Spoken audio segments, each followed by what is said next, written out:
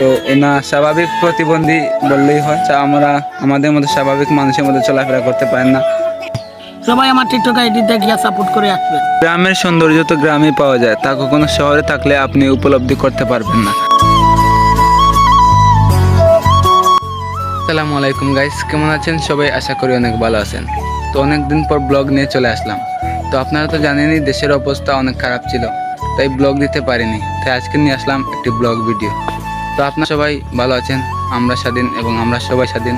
আপনারা তো জানেনই বাংলাদেশ দ্বিতীয়বারের মতো স্বাধীন হয়েছে। তো দেখা যাক আজকের ব্লগে আমি আপনাদেরকে কী কী শেয়ার করতে পারি। তো সবাই আমার সাথে থাকবেন এবং আপনি কেমন আছেন এবং আপনার পরিবার কেমন আছেন অবশ্যই কমেন্ট করে জানাবেন।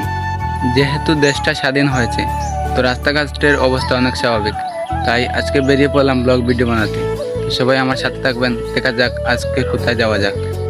আর গাইস, অবশেষে চলে আসলাম আমাদের গ্রামের একেবারেই শেষ প্রান্তে। তো আজকে আমরা যাব হাওরে। এই যে হাওরটা দেখতেছেন, এদিকে আমরা চলে যাব আজকে হাওরে। তো আজকে আমরা যে কীভাবে কৃষিখাত করলাম এবং আমরা কিভাবে ধান চাষ করলাম সব কিছু দেখাবো আজকে আপনাদেরকে।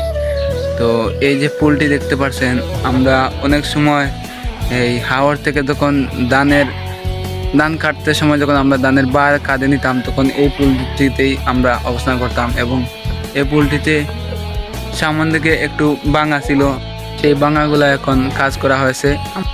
এই যে একটি দোকান দেখতে পাচ্ছেন, আমরা যখন হাওর থেকে উঠতাম তখন অনেক সময় পানি পিপাসা লাগতো, তখন এই দোকানে কিনে খাইতাম, জুস টুস যা মিলতো সব কিছু আমরা খাইতাম। তো বেশিরভাগ সময়ই এই পুলে মানুষ অবস্থান করেন যখন অতিরিক্ত গরম পড়ে, তখন হাওর থেকে যখন চাষিরা উঠে আসেন, কৃষকরা উঠে আসেন, তখনই আমরা এখানে অবস্থান করি এবং কিছু সময় আমরা রেস্ট করি।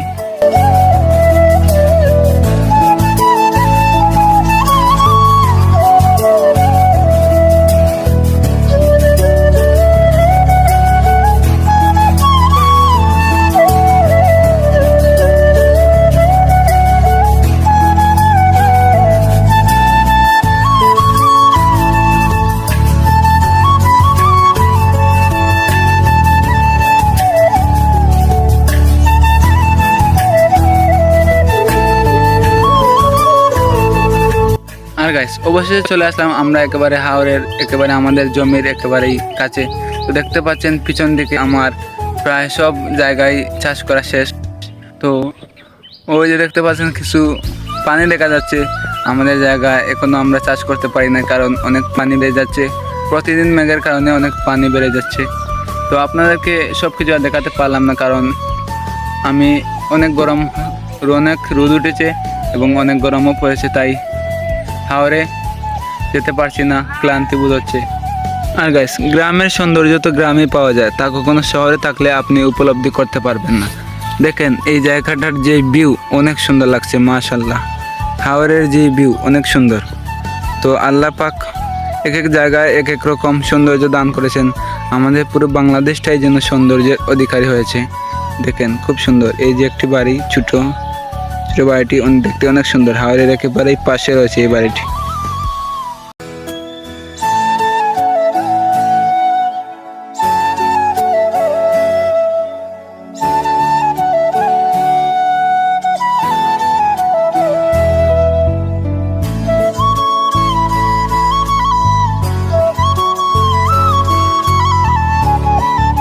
তো গাইস, হাওড়ে আর না গিয়ে চলে এলাম একেবারে ফুলের যে দোকানটি বলেছিলাম সেই দোকানের কাছে। তো এই যে দোকানটি দেখতেছেন, উনি হলেন, এই দোকানের মালিক হলেন আমার চাচা। আর আমার এই চাচা তো ভাইরা সবসময় এই দোকানে থাকে, তো আমি ওনাদেরকে দেখাবো। তো ওনা স্বাভাবিক প্রতিবন্ধী বললেই হয়, আমরা আমাদের মতো স্বাভাবিক মানুষের মধ্যে চলাফেরা করতে পারেন না। তো দেখতে পাচ্ছেন ওরা এখন এই যে দোকানে অবস্থান করছে।